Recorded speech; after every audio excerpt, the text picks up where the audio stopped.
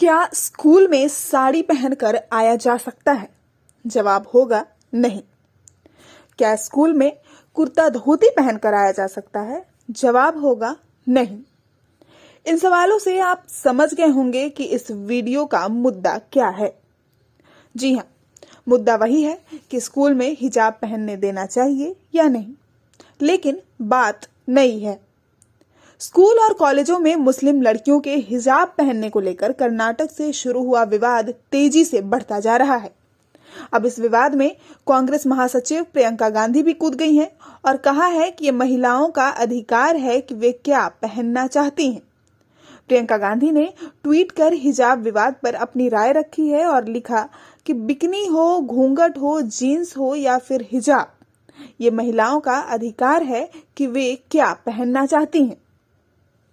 जी, इनकी बात भी बिल्कुल सही है। भाई हक है, हम लड़कियों का क्यों ना पहने, जो मन होगा वो पहनेंगे, संविधान ने हक दिया है हमें। लेकिन क्या घूंघट करने का या बिकनी पहनने का हक हमें विद्यालय में पढ़ने जाने के लिए दिया गया है? मतलब क्या, माना ऑपोजिशन में होकर अपोज करना सही है और आपका काम भी है। जो आप कैसे और क्या कर रही हैं वो आप ही जाने, लेकिन बिना सोचे समझे, बिना आधार के कुछ भी बोल देना आप जैसी प्रभावशाली शख्सियत के लिए थोड़ा अजीब हो जाता है।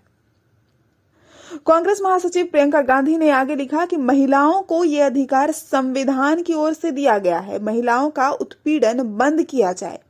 इसके साथ ही उन्होंने अपने ट्वीट में हैशटैग लड़की हूं लड़ सकती हूं का भी जिक्र किया है। इस पर राहुल गांधी ने भी प्रियंका का सपोर्ट किया है और उन्होंने ट्वीट पर थम्स अप कमेंट किया है। मैंने हिजाब पे बहस छेड़ी। देखिए, एक महिला का अधिकार है, वो बिकिनी पहनना चाहे, वो हिजाब पहनना चाहे, वो घूंघट लगाना चाहे, वह साड़ी पहनना चाहे, वह जीन्स पहनना चाहे। इसमें कोई राजनीति की बात नहीं है, ना होनी चाहिए। पर स्कूल में बिकनी कहाँ से आ गई प्रियंका जी? स्कूल की बात है, वो शैक्षिक संस्थान की बात है, वहाँ पर बिकनी कहाँ से आ गई? देखिए, आप बोल बोल करके कुछ भी कह सकते हैं। किसी का अधिकार नहीं है कि वो एक महिला को कहे कि तुम ये पहनो।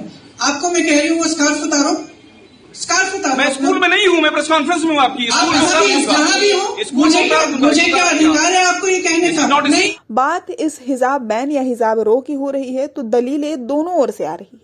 कहा यह भी जा रहा है कि जब हिजाब एक धर्म विशेष को दर्शाता है तो फिर टीका लगाने को या पगड़ी पहनने को अनुमति क्यों है? तो बात यहां भी बिल्कुल सही है। दोनों ही पक्ष मजबूती से अड़े हुए हैं। कहा जा रहा है कि हिंदुओं को कलाई में रक्षा सूत्र, टीका, लड़कियों को सिंदूर, बिंदी क्यों अलाउड है? फिर तो भाई ताबीज तो तुम्हें भी अलाउड है, काला धागा गले में तुम भी पहनकर जाते ही हो। बात यहाँ उस परिधान से है जो आपको औरों से अलग करता है, जो कि शिक्षण संस्थान में बराबरी के नियम को खारिज करता है। अब कल कोई कहे कि बिकनी पहनकर चर्च में जाना है, जाने दोगे? दारू लेकर मस्जिद में जाना है, जाने दोगे? चप्पल पहनकर मंदिर में जाना है, जाने दोगे? और तो और बिना सिर ढके गुरुद्वारे में प्रवेश की मनाही है, तो क्या इसको मौलिक अधिकार से जोड़ोगे? आपका धर्म कभी किसी के नियम को तोड़ने का जरिया नहीं बन सकता है। अगर आप धर्म और शिक्षा को अलग अलग नहीं रख पा रहे हैं और आपको शिक्षण संस्थानों के सिद्धांत से ऊपर अपना धर्म लगता है, तो आप मदरसे में पढ़िए। फिर वहां इन सब चीजों की खास व्यवस्था है। लेकिन ऐसी जगह ये बिल्कुल जायज नहीं है जो बराबरी के सिद्धांत में आपको अलग पहचान देती हो खुले तौर पर। लेकिन देश की संप्रभुता और बराबरी के अधिकारों के साथ ही ये भी सोचना होगा कि यूनिफॉर्म या वर्दी सिर्फ विद्यालयों के लिए ही नहीं है।